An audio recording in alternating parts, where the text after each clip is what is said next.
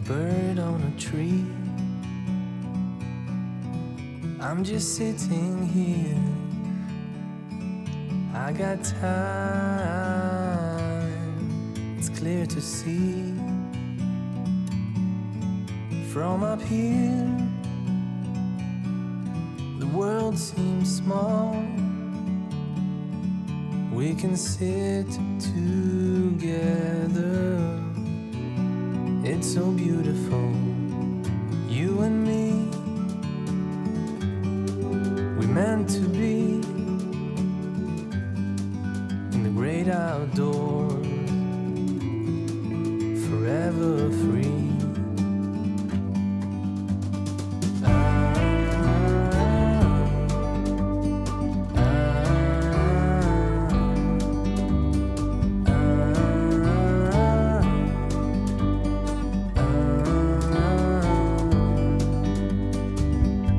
Sometimes you need to go and take a step back to see the truth around you. From a distance you can tell.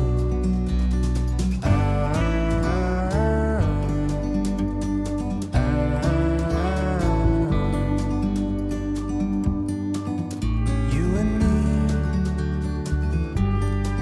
were meant to be in the great outdoors, forever free. You and me meant to be in the great outdoors, forever free.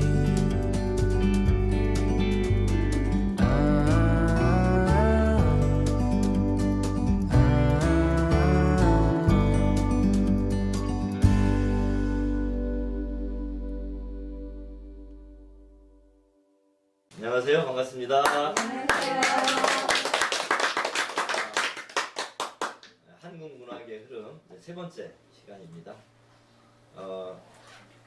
지난 시간까지 전반적인 그 갈래 이론을 중심으로 한번 쭉 살펴보고 있는데, 오늘은 이제 그 뒷부분을 좀 마무리하고 우리 한국 문학사를 전반적으로 다시 한번 과거로 회귀해서 고대 가요부터, 고대국 가요부터 쭉 한번 살펴보는 그런 개별 작품론을 진행하려고 합니다. 오늘 날씨가 좀 더웠죠? 낮에는 좀 후덥지근하고 비가 많이 온다고 해서 좀 약간 조마조마하기도 했는데, 지금은 바람도 불고 선선하고 딱 좋은 것 같습니다. 이 갈래 이론적인 내용이라서 어쨌든 간에 좀 저녁도 드시고 해서 졸릴 수도 있고 벌써. 네. 하지만 몇 개 안 남았습니다. 이제 거의 끝나가고요. 이제 악장을 우선 이어서 간단히 살펴보고 넘어가겠습니다. 악장은 뭐 수명이 짧은 그런 문학 갈래였고요. 여기서 어떤 당시에 조선 초기의 공식적인 궁중에서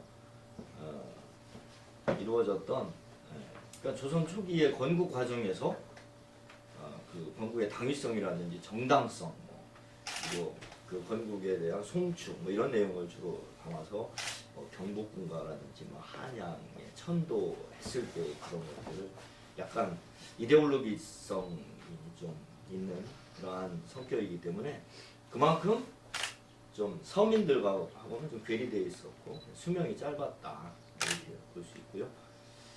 여기서 좀 특이한 부분은 이제 훈민정음 창제와 함께 악장 중에서 신체가 등장을 하면서 주로 개국에 대한 정당성을 노래한 그런 잘 아시는 많이 익히 들어보셨을 만한 용비어천가 이런 작품들이 또 여기 악장에 포함이 되고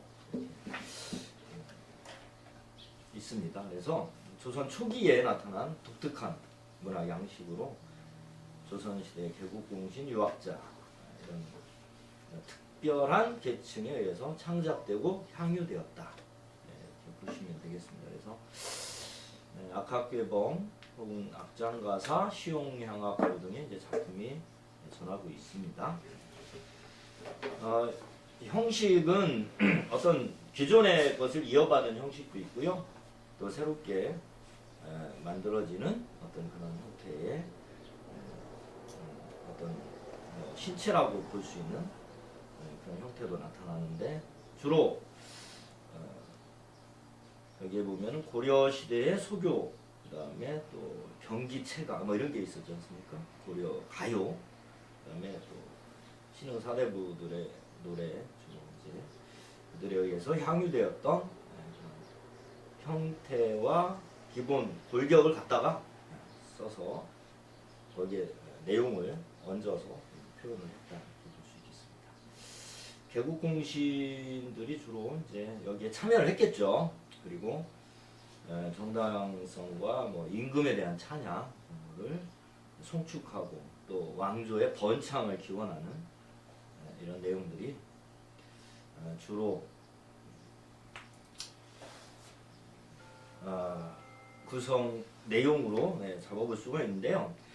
뭐 이 악장에서는 용비어천가를 중심으로 좀 기억을 하시면 좋을 것 같습니다. 총 125장으로 된 장편 서사시로 볼 수 있는데요. 한글로 기록된 최초의 서사시라고 하는 이런 측면에서 가치가 있다 이렇게 볼 수 있고요. 아까도 말씀드렸지만 이게 문학성은 그렇게 높지 않은, 그래서 향유 계층도 제한적이기 때문에 일반화되지 못하고 소멸됐다 보시면 되겠습니다. 그리고 이제 언해 부분이 있거든요. 이 언해는 훈민정음 창제 이후에 기존에 있던 한문으로 된 그런 문헌을 우리말로, 우리 글로 이렇게 번역하는 거기에서 나타나는 그런 문학의 이게 뭐 번역 문학이라고 볼 수 있겠죠. 그러니까 번역 문학을 이제 언해라고 이렇게 칭을 하고요. 여기에서는 이제 주로 경전이라든지 이런 것들이, 그다음에 유학적인 부분, 그다음에 뭐 불교적인 경전 이런 것들이 많이 번역이 됐습니다. 그래서 집현전 혹은 언문청 이런 국가기관에서 관장하고요. 훈민정음 언해라든지 구국방 언해 뭐 이런 것들, 그다음에 불경 언해 사업이 이루어졌고요. 그다음에 그 이후에도 지방에서도 이 언해 사업이 진행이 되고 19세기 이전까지 이것이 진행이 됐습니다. 언해도 간단히 보시면 되겠습니다. 특히 언해는 우리 중세국어가 어떻게 이제 변화하고 이것이 나중에 이 중간중간에 나타나는 문헌적인 부분에서 차이가 있거든요. 16세기 혹은 18세기 이제 그 같은, 예를 들어서 뭐 소학언해다 뭐 그러면 소학언해에 대해서 그 전에 나왔던 자료와 그 후대에 나온 자료가 이제 표기가 달라지는 이런 모습으로 이렇게 두 개를 비교하게 되면은 이제 중세국어의 변화 양상을 파악하는데 문헌적 가치로서 그것이 이제 기여하는 바가 크다 볼 수 있습니다. 그래서 한글이 보급돼서 문자 생활을 하는데 특히 언해가 많이 이제 그런 대중화에 기여한 측면이 있다. 이런 측면에서 언해도 우리 문학의 한 갈래로서 이렇게 살펴보시면 좋겠고요. 그 다음에 이제 판소리입니다. 판소리는 뭐 우리가 조선 후기에 등장하게 되는 여러 가지 그 민중의 저변에 있었던 그런 노래들, 무가라든지 아니면 뭐 설화적인 요소들이 이제 특정한 지역에서 뭐 이제 판소리가 어떤 한 지역에서만 있었다기보다는 그 지역별로 그 어떤 나름대로의 특성을 가지고 이렇게 불려졌는데 거기에는 이제 좀 종합 예술적인 부분이 크죠. 근데 문학 이론에서 보면은 어쨌든 그 판소리 사설이 갖는 어떤 특징적인 부분에서 이것이 거기 안에 이제 어떤 서민적인 정서뿐만 아니라 양반들의 어떤 언어도 같이 포함해서 다양한 민중과 어떤 양반 계층을 아우르는 그런 형태로 이게 짜여졌다는 것입니다. 그래서 중인들이 등장하는 조선 후기에 그 어떤 뭐 우리가 보통 판소리 그러면 공연 예술로서 뭐 창자가 이걸 창을 하고 그다음에 고수가 이제 북을 치고 그다음에 뭐 이제 연희가 이루어지는 그런 마당에서 12마당으로 이제 진행이 되다가 나중에 이제 6마당으로 신조에 의해서 정리가 되고 뭐 이런 과정이 쭉 있었는데요. 그 형식적인 측면과 내용적인 측면으로 좀 나누어서 좀 정리를 해보면 우선 판소리는 겉으로는 음악적인 요소 그리고 문학적인 요소, 연극적인 요소 이런 것들이 결합된 종합 예술의 형태라고 이렇게 보시면 되겠습니다. 극적 요소가 많죠. 그리고 운문체적인 노래로 이렇게 불려졌기 때문에 운문체로 되어 있고요. 문학적인 측면에서 본다면은 그것이 이제 기록으로 그러니까 이것이 구전되고 전승되는 과정에서 이제 텍스트로 이것이 이제 어떻게 소화가 되느냐라고 하는 부분이 우리가 이제 문학적 부분에서는 살펴볼 수 있고 이게 어떻게 보면 연극적 요소도 있고요. 그 다음에 음악적 요소가 상당히 강하죠. 판소리는 전통 뭐 그런 음악으로서 굉장히 종합 예술적인 그런 부분으로 많이 이해를 하고 있는데 어쨌든 저희가 그 안에 들어있는 내용적 측면에서 보면은 서민들의 어떤 의식 같은 것들이 많이 이제 판소리에서부터 시작을 해서 그것이 이제 소설로 정착이 된단 말이죠. 그래서 판소리계 소설로 이렇게 나아가는 그런 측면에서 문학적 요소가 이제 강하게 여기에서 이제 부여가 된다 이렇게 볼 수 있고요. 그다음에 그 이전에 있었던 형태가 바로 이제 판소리 이전에 어떤 그런 설화들, 설화에서부터 시작을 해서 이제 판소리로 그것이 이제 불려지고 그다음에 또 이제 판소리계 소설로 정착이 돼서 많이 읽히게 되고요. 그러면서 문학적 어떤 영역으로 이것이 이제 들어와서 이제 읽히게 되는 이런 형태. 그다음에 대화기에는 이제 신소설이라고 하는 형태로도 나타나는 이런 식으로 이제 전개가 되는 것이죠. 그래서 주로 이제 서민들의 현실을 그리고 있다. 이런 측면에서 풍자성, 해학성 뭐 이런 부분이 이제 골계미라고 하는 것으로 문학의 그 미의식에서 골계미를 많이 담고 있는 부분으로 판소리의 어떤 부분을 굉장히 중요한 영역으로 또 다루고 있습니다. 아까도 말씀드렸지만은 이제 평범한 사람을 이제 주인공으로 설정한다든지, 그 다음에 표면적 주제와 이면적 주제가 같이 공존한다든지, 그 다음에 서민층의 언어, 뭐 비속어 이런 것들이 많이 나타나는데 또 양반층의 한문투가 같이 공존한다. 이런 측면에서 좀 굉장히 폭넓은 그런 향유 계층으로 이것이 불려지고 문학으로 정착이 됐다. 이렇게 보시면 좋겠습니다. 이제 골계미를 이야기를 하는데요.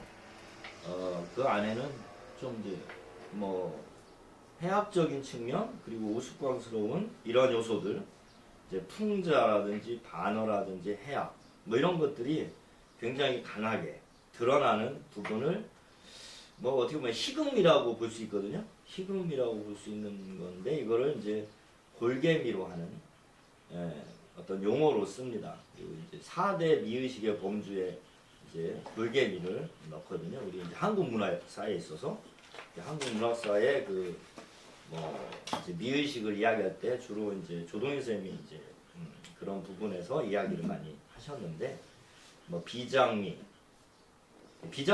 좀 비극미라고 보시면 돼요. 비극미, 뭐 비극적 결말 이런 거. 비극미죠. 그러니까 비장미라고 그러고. 그 다음에 우아미, 이건 뭐 굉장히 좀 고상한 뭐 양반들의 문학 양식 뭐 이런 데서 드러나는 그런 미의식이고요. 그 다음에 숭고미, 이건 영웅 서사 같은 데서 많이 나타나고요. 그 다음에 서민들의 어떤 그런 문학 양식에서는 이런 골개미가 많이 나타난다. 4대 그 미의식으로 이걸 이제 미적 범주로 이야기를 합니다. 그 중에 판소리는 아무래도 이제 골개미가 강한 측면이 있습니다. 판소리 저희가 여기서 판소리날 선포식도 하고 그랬잖아요. 그래서 아무래도 의미가 있는 또 이런 공간이고 그런 것 같습니다. 그래서 판소리의 구성 요소는 다 들어보셨을 겁니다. 창이라고 하는 부분이 있고 안일이 부분이 있고 발림, 이거는 뭐 기본적인 창자에 의한 보조 동작으로서 이해를 하시면 되고요.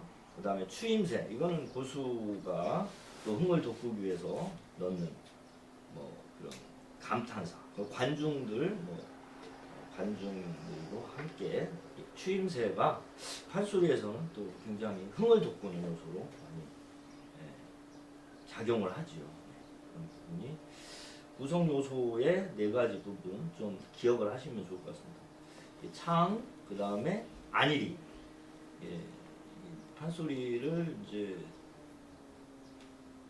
노래로도 부르고 또 이야기 형태로도 전달하는 그런 측면에서 이제 크게 두 부분으로 나누는 것이죠.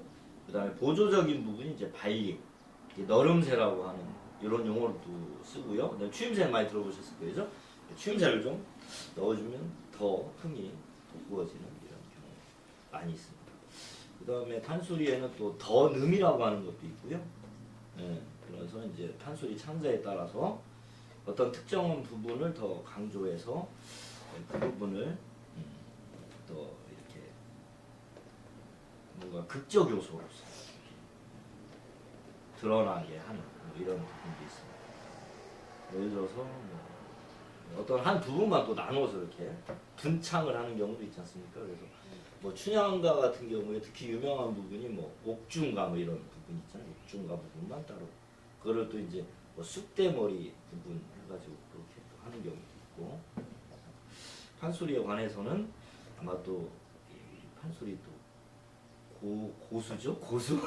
고수분이 오시니까 그때 또 많이 이야기를 들으셨을 것 같습니다. 정말 이렇게 더운가요? 오늘 막 뛰고 와서 그런가 봐요. 이게 안에 그 열이 있어요. 지금 제가 막 체육대회를 하고 와가지고 아무래도 오늘 체육대회하고 막 낮에 뜨거운 데 있었더니 열이 나고 막 땀이 나. 저희는 이제 시원해요. 네네. 여기가 좀 약간 후덥지근한. 아니 우리는 지금 추워서. 추우세요? 저는 오늘 막 어렵게 하는데 너무 썰렁하다는 말씀이시죠 지금? 바람이 좀 선풍기를 바람이 좀 불어야 그 자리에 앉으면 좀 더워. 그러네요. 네. 문 좀 열어둘까? 그래요? 이상하게 나가서 열어놓고. 족구하고 막 배구 하는데 선배님들하고 하는데 이렇게 야 니네 알지? 뭐 이렇게 하는데 알지요? 이기면 안 된다고. 그래서 이렇게 다 젖었습니다. 다 젖고 상품 막 이렇게 주잖아요. 칠 때 상품 다 드리고 김 이런 거. 마지막에 또 노래자랑 하는 데는 그 TV가 하나 이만한 게 걸린 거예요. 그거를 탔어? 하려고 그냥 안 가고 막 이러고 있는데 그게 하나 딱 있으니까 안 가더라고요. TV가 다 똑같은 거. 제가 못 보고 왔습니다. 네, 중간에 강의하고 여기 강의하기 위해서 미리 좀 나왔는데 이동건 냉장고 있었어. 냉장고. 김치 냉장고. 이거 선풍기 소리 나서 그죠? 틀면 네 시끄러워서. 자, 그 다음에 후딱후딱 넘어가겠습니다. 이거 이제 마무리하고 이제 본격적으로 이제 작품론으로 좀 작품으로 들어가도록 하겠습니다. 네.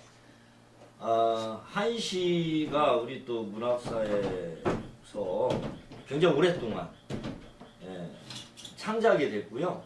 또 사랑을 많이 받았고요. 그 운문 문학에서 중요한 위치를 차지하고 있습니다. 한문으로 된 정형시 그러면 이제 한시 이렇게 이야기를 하고요.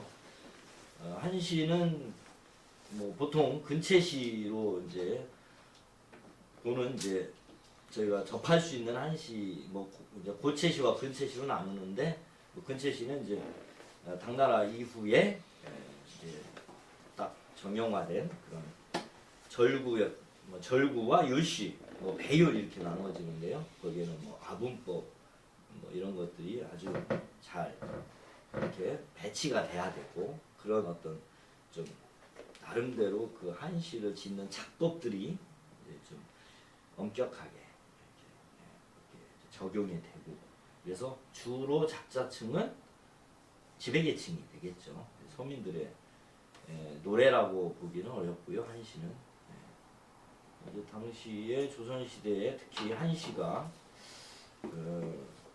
뭐 흔히 보통 이제 삼당시인이라고 일컬어지는 백광호, 최경창, 손국이다 뭐 이런 분들 중심으로 해서 한시가 굉장히 또 많이 창작이 됐고요. 그다음에 한시에 대한 언해 아까 나왔던 언해 그래서 뭐 두보의 시를 언해한 이러한 또 시집 그래서 뭐 그거를 분류 두공 부시 언해에서 조선시대의 이 언해 사업의 이 한시 특히 두보의 시들 그 다음에 또 200의 시 이런 시들이 언해가 되기도 하고요. 그렇습니다. 한시는 두 가지 정도만 알아두시면 좋을 것 같아요. 절구와 율시 그 다음에 뭐 배율까지 있는데 5자, 7자 이렇게 나눠지잖아요. 5원이냐 7원이냐 딱 보면 4행이면 절구고요. 그것이 이제 8행이면 율시 그것이 이제 더 길어진 형태죠. 12행이면 배율 뭐 율시가 하나 더 있는 것이죠. 그러니까 8행과 또 하나의 8행이 좀 뒤에 뭐 있으니 뭐 어쨌든 거기에 이제 4행이 더 추가가 되는 형태로 그래서 배율까지 아동법이 아주 엄격하게 지켜졌다 이렇게 보시면 되겠습니다. 끝으로 갈레이동 마지막 향가가 되겠습니다.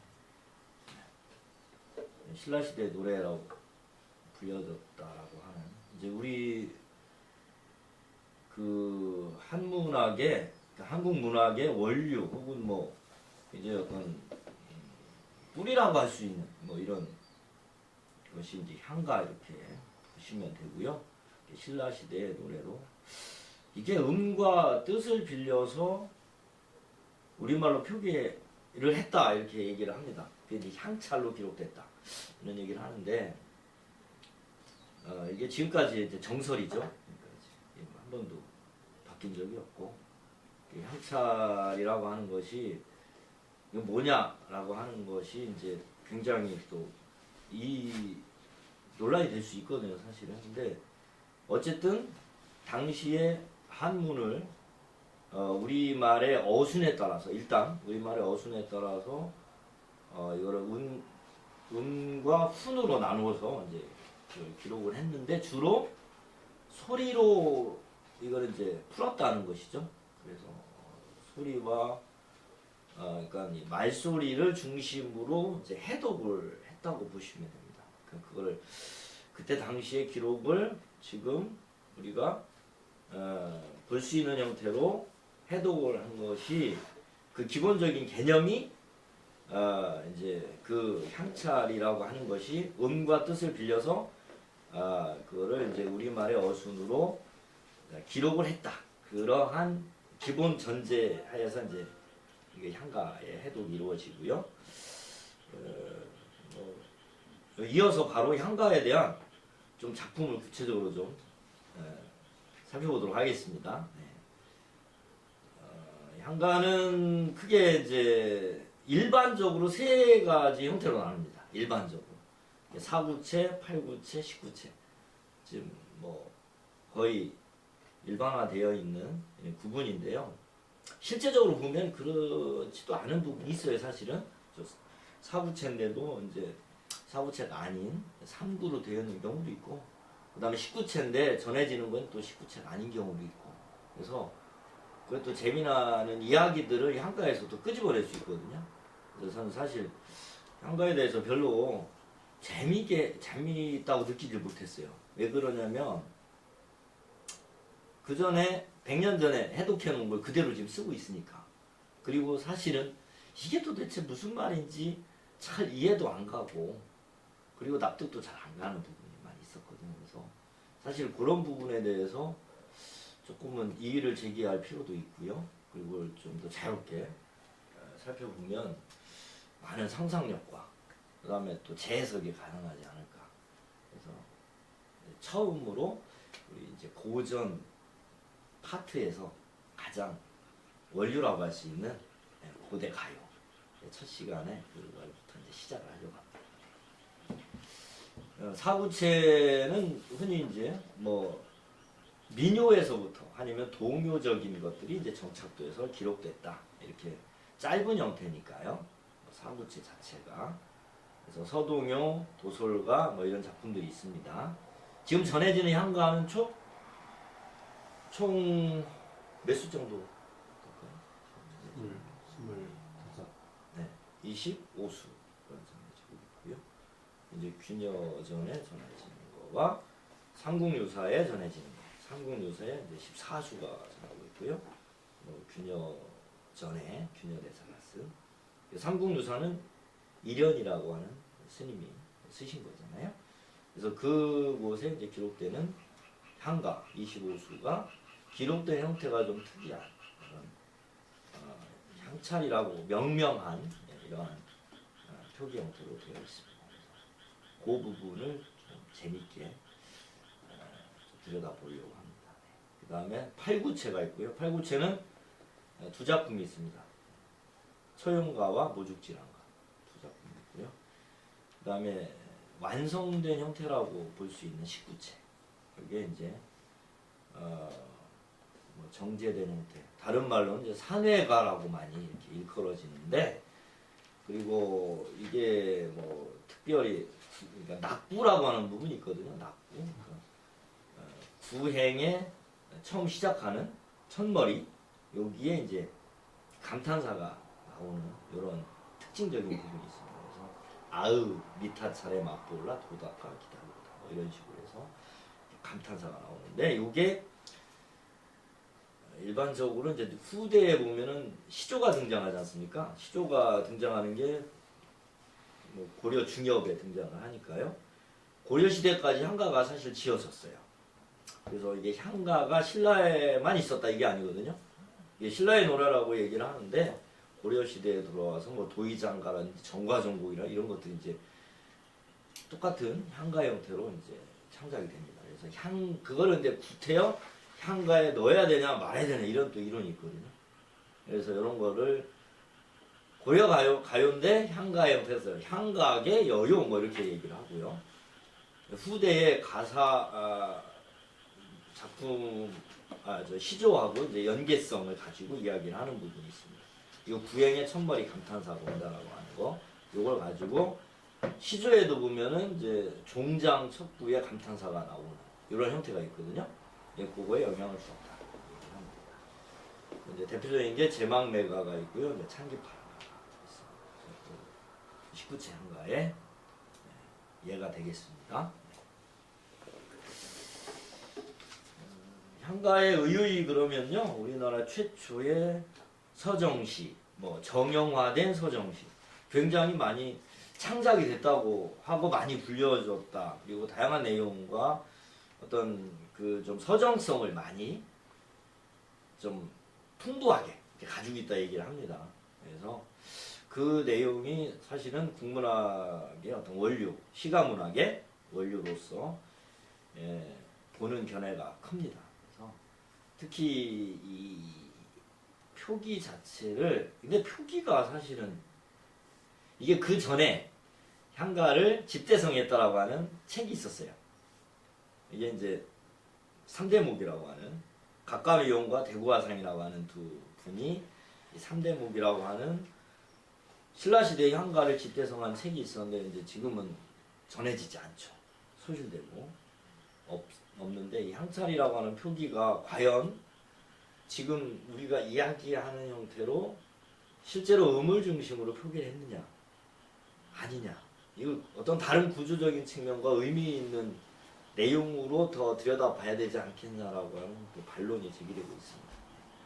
네, 일단 기본적으로 저희는 삼국유사 지금 제가 인쇄해드린 게 삼국유사에 있는 거를 구설을 한 거거든요.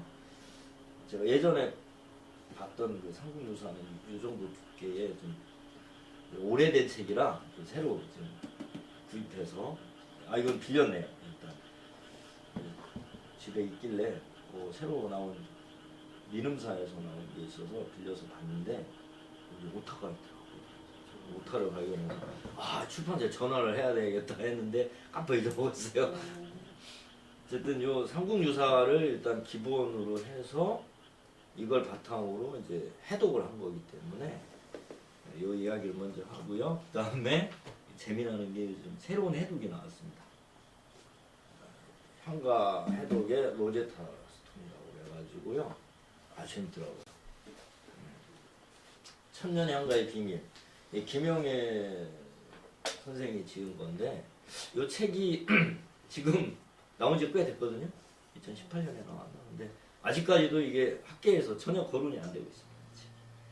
새로운 방식으로 접근하고 있거든요. 그래서 저는 이거를 보니까 이렇게도 해독할 수도 있고 재밌게 접근할 수도 있겠구나 이런 생각이 들더라고요. 그래서 고대 가요라고 그래서 어떤 하나의 해독만 가지고 그걸 계속 이야기한다는 거는 사실은 너무나 문제가 크다 그런 생각이 들었습니다. 신라인의 정신세계를 반영했다라고 흔히 이야기를 하는데요. 여기에는 이제 주로 불교적인 색채가 강하겠죠, 그죠? 신라는 불교를 굉장히 숭상하는 그런 국가였기 때문에 그 불교적인 어떤 정신 세계라든지 이런 것 그리고 초자연적인 이야기들 거기에 대한 인간의 대응 방식 그런 것들이 이제 이 서정성과 함께 녹아 있다 이렇게 볼 수 있겠습니다. 우리 민족의 어떤 정신 혹은 정서 이런 것들이 향가로부터 출발하는 게 아닌가 그런 생각이 들고요. 뭐 평을 하기에는 외래 문화의 주체적 수용이다 이런 이야기를 합니다. 이것은 말 그대로 향찰이라고 하는 것이 우리 말의 어떤 어순에 따라서 이걸 표기했다는 측면에서 이야기를 하고요. 당시에 이제 우리 글이 없었기 때문에 한자를 나름대로 우리의 말에 맞추어서 그 표기했다는 주체적 노력이죠. 그런 측면에서 이야기를 하는 건데요. 여기에 대해서도 조금 지금은 새로운 이론이 등장을 하고 있습니다. 그것을 좀 빨리 끝내면 좋을 것 같습니다. 향가는 살펴볼 거니까요. 일단 여기까지 해서 저희가 지금까지 살펴본 근데 질문이 있습니다. 네네. 이게 답이 될라나 모르겠는데 향차할 때 한자가 네네. 향하고 향가할 때 향자가 이제 골 향자를 쓰잖아요. 네, 그렇죠. 그래서 그 명칭을 그 대부분 무슨 별곡체니 무슨 네, 맞아요. 경기체반이 뭐 이런 거 그거 좀 이유가 있는데 이 향가는 명칭을 왜 누가 지은 걸까? 그 중국을 중심으로 네. 한시는 맞아요. 본가고 본 노래고 진가라고 그래야 되나? 그러고서 이 우리가 하는 거는 저 촌동네 거니까 뭐 이렇게 썼다고 주장하는 사람들 지방이고 변두리다 네. 이런 의미가 들어 있으니까요. 근데 그 명칭을 누가 맨 처음에 한 거 얘기가 있어요? 향가라고 하는 명칭에 대한 명명이 등장하는 거는 사실 그 예전부터 있었죠. 네, 예전부터. 근데 맨 처음 무엇에서 출발했을까? 중국 사람이 정해준 건 아닐 거 아니에요? 우리가 스스로 우리가 그렇게 말을 이제 근데 하고 이제 한시를 공부한 사람들의 입장으로 보면 이제 그 우리가 향가가 막 쓰여질 때가 중국에서는 이제 성당 때 당나라 때쯤 되니까 중국에서는 사구체인 절구하고 사구, 팔구체인 율시하고 19 이상인 배율이 네. 있었는데 우리나라도 그대로 지금 사구체, 팔구체, 19체 이렇게 형식의 그렇죠. 통일성을 네. 가지고 있다고 하죠. 같은 또 교류를 할 때였고, 당과의 교류가 예, 아주 많이, 활발할 때였고. 그래서 저는 활발했죠. 네. 그래서 우리 입장에서 그 향자를 알아서 우리가 낮게 들어가서 당대에 그런 이름을 가지고 있었는지 아니면 후대 향가. 연구자들이 향가라는 이름을 붙였는지 이게 잠깐 신라 시대 당대에 그거를 그렇게 부르지는 않았을 것 같아요. 제 생각에는 어떤 정확한 게 저도 뭐 말씀드리긴 좀 그 거기에 대한 기록을 찾아봐야 되겠지만, 예. 근데 그 이후에 나오는 것들이 그러니까 중국의 한시를 보면은- 중심으로 놓고 네, 그렇죠. 어. 중국을 중심으로 놓고 했으니까 향자를 향자를 썼겠죠. 썼습니다. 그러니까 노래에는 향가라고 썼고요, 음악에는 향악이라고 그랬고요. 그럼 향자라고 하는 게 우리가 알아서 낮게 네네. 그 모아서 감처럼 사실은 향가에 대한 이 기록을 남긴 삼국유사도 이게 고려시대에 이 중국의 영향 하에 있을 때 굉장히 격변기죠. 그때 이련이 활동했던 때가 아마 제가 기억하기로는 굉장히 그 고려시대지만은 굉장히 좀 혼란한 그런 시기라고 볼 수 있는데, 아무튼 그 이후에는 고려시대 이후에 조선으로 넘어가 완전히 사대로 이제 우리가 이제 좀 스스로 지위를 격화시키는 어떤 면이 강하니까요. 뭐 고려시대만 하더라도 그런 부분이 내부적으로 주체성을 굉장히 강조하고 그거를 더 끌어들이고 민족의 어떤 자긍심 이런 걸 끌어올리기를 노력을 많이 했잖아요. 하지만 그 안에서 문제는 많이 있었죠. 몽골의 침입으로 인해서 굉장히 어려움을 많이 겪었고, 그 다음에 내부적으로 또 무신 정권이라고 하는 뭐 이런 정치적 혼란기를 겪었고, 뭐 이런 상황이기 때문에 그 안에서의 어떤 자긍심과 주체성을 그렇게 이렇게 확보하고 가기는 쉽지 않았지 않았을까 그런 생각이 들고요. 신라는 글쎄 그 당대에는 나름대로 제가 생각하기에는 그렇게 뭐 이거를 향가라고 하는 어떤 거로 해서 스스로 생각하기에 격화시킨 건 없다고 봐요. 그냥 후대에 그냥 향가라고 하는 명칭을 붙인 것 같고요. 그런 면이 강한 것 같고요. 왜 그러냐면은 이 향가 자체에 대한 기록을 보면은 굉장히 향가를 높이 보고 있습니다. 저희가 이제 그냥 흔히 향가 해서 그 말만 가지고 보면 지방의 노래고 격화된 어떤 그런 중국을 중심에 놓고 그거를 정통으로 보고 지방의 노래, 신라의 노래, 그래서 좀 격이 낮은 거를 이렇게 생각할 수도 있는데, 제가 본 바에 의하면 당시의 향가는 굉장히 어떤 힘을 가지고 있었던 노래예요. 그러니까 이게 전해지는 것도 많지 않고, 그 다음에 그거에 대한 해석도 좀 일방적인 어떤 것에 의해서 이렇게 이끌려 왔던 부분이 있기 때문에 그것이 곧 그 이후에 진행되었던 역사 과정에서의 중국과의 관계에서 스스로가 좀 왜소화되는 부분이 있기 때문에 그런 거라고 저는 느끼거든요. 사실은 왜 그러냐면은 이게 재미나는 게 정말 이제 그런 이야기를 하고 싶은데 향가로 들어가면 좀 지금 오늘날의 정서를 보면 말도 안 되는 이야기가 많이 나와요.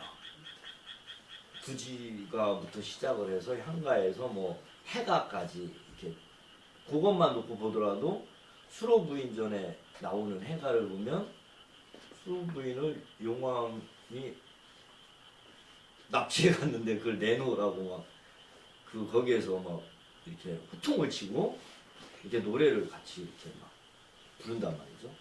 이게 이게 도대체 공권력을 투입해야지 지금 노래를 부른다고 되는 문제냐 이렇게 생각하기 쉽단 말이죠. 근데 그 안에는 이 노래가 갖는 힘이 작용한다는 거죠.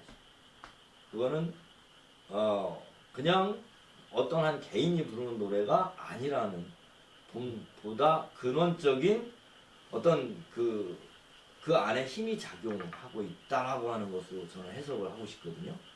그럼 왜 그러냐면은 옛말에 그 부지가 먼저 살펴보겠지만 그게 뭐 옛말에 그 많은 사람들의 그 소리는 그 무사람들의 입은 쇠를 녹인다 뭐 이런 얘기가 있잖아요. 그러니까 그게 나오거든요, 사실은. 그거는 집단적인 노동요다. 흔히 이렇게만 얘기를 한단 말이죠. 그러니까 학교에서 제가 아이들을 가르칠 때는 부지가 가락볶기에 나오는 수로왕을 왕을 뭐 이렇게 부르는 영신군가야. 이건 집단적인 주술적인 노래 이렇게만 하고 끝나버린단 말이죠. 근데 이러면 재미없어요. 진짜로. 이거는 껍데기일 뿐이에요. 그래서 그 안으로 들어가면은 굉장히 재미나는 이야기들이 그 안에 숨어 있지 않을까 그런 생각이 들고요. 그런 게 사실 문학하는 이러한 지금의 오늘날의 입장에서 보면 연구자뿐만 아니라 이것을 우리가 다양하게 향유할 수 있는 길과 그다음 그런 어떤 것들을 마련하고 우리 스스로도 그런 쪽으로 움직여야 되는데 고전이다 그러면요 사실 그런 게 강하잖아요. 그냥 딱 이게 화석화되어 있는 거. 더 이상 손댈 필요도 없고 더 이상 알 필요도 없는 이미 딱 연구가 끝난 거 이렇게만 생각한단 말이에요. 근데 거기에서 이끌어낼 수 있는 다양한 상상의 이야기들이 많이 거기에 농축되어 있지 않을까. 저는 그런 생각으로 고전 문학을 접근하는 게 구지가 거북이가 그러니까 바다와 육지를 다 돌아다닐 수 있는 수륙 양용이 굉장히 걔가 딱 소재가 걔가 딱 맞아. 그러니까 바닷속을 들어갔다가 와서 뭘 전해주거나 말을 해야 되는데 머리를 안 내밀고 아무 말을 안 하면은 자기 목적을 제가 달성 않는 거니까. 그 별주부전에도 보면은 용왕의 그 충신이죠. 충신이 이제 그 거북이 그러니까 자라라고 하는 얘가 등장해서 이제 토끼의 간을 얻으러 가지 않습니까? 그러니까 이게 쭉 이어지는 거죠. 거북이가 예전에는 사실 점자가 거북 그 백가죽이라고 하더라고요. 등껍데기가 아니라 복자가 이제 그게 일종의 주술적인 건 맞는 거죠. 그렇지만은 그거를 해석하기에 그 등껍질 아니라 백껍질이잖아요. 거북이의 그 백껍질에 점을 치는 거지 않습니까? 근데 그 점괘가 잘 나와야 되는 거죠. 점괘가 잘 나오기 위해서는 많은 사람들의 어떤 염원이 담겨야 되는 거예요. 그것을 함께 민중들이 거기에서 부를 수 있는 어떤 그런 분위기, 약간의 축제적 분위기, 뭐 그런 게 아니었을까 저는 이렇게 보거든요. 그게 어떤 특정한 뭐 구간이니 뭐 어떤 몇몇이 모여서 한 게 아니라 그 전체 민중들이 함께 그곳에서 땅을 파고 뭐 이렇게 했다고 그러는데 그건 저는 아니에요. 왜 거기서 땅을 팝니까?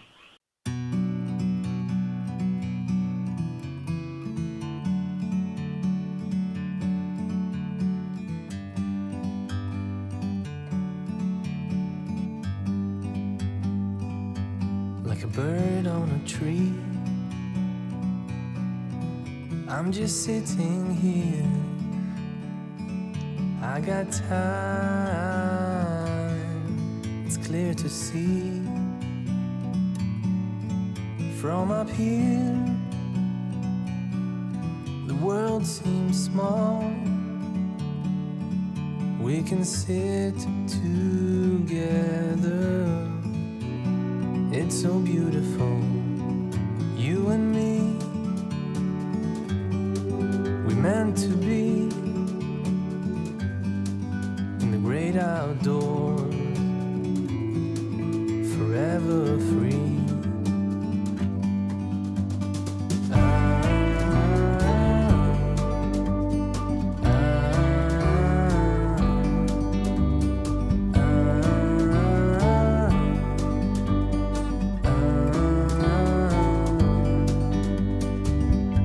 Sometimes you need to go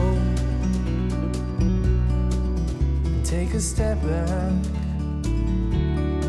to see the truth around you.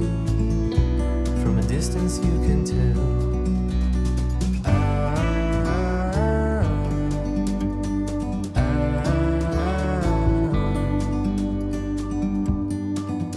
You and me meant to be in the great outdoors, forever free. You and me meant to be